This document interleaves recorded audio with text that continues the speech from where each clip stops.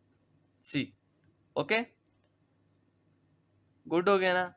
बस यही था आज का ट्यूटोरियल कि आप इस तरह का टेम्पलेट किस तरह बना सकते हैं using HTML and CSS only. कोई भी इमेजेस डाल लें। अब आपको मैं दिखाता हूँ, अब आपको मैं एक चीज़ दिखाता हूँ। मैं यहाँ गया और मैं डॉक्यूमेंट्स में गया, देन मैं सर्कल इमेज में गया जो मेरा पुराना है। इसके अंदर से मैंने एक ये इमेज उठाई, ये इमेज कॉपी की थी। कॉपी करने के बाद जी मैंने इसको पेस्ट कर दिया। इसको मैं कर देता हूँ मूव टू ट्रैश।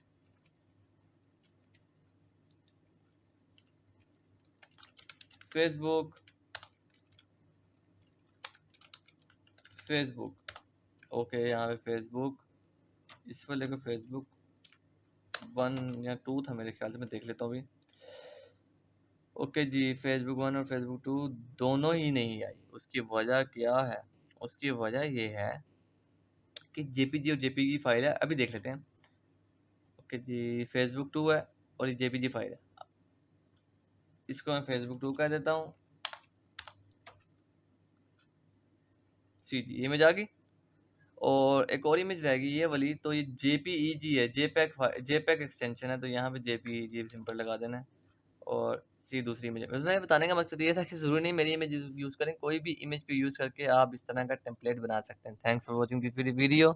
क्वेश्चन या क्वेरी हो तो ज़रूर कीजिएगा, और या सब्सक्राइब करना तो कर दें, लाइक करना तो कर दें, पसंद आए तो सब्सक्राइब भी कर देना, और अगर पसंद आया तो शेयर भी कर दें, शायद किसी HTML वाले को अच्छा लग जाए। क्वेश्चन क्यों ज़रूर कीजिएगा, कुछ बताना हो तो ज़रूर बताइएगा। Thanks for watching this video. खुदा हाफिज़।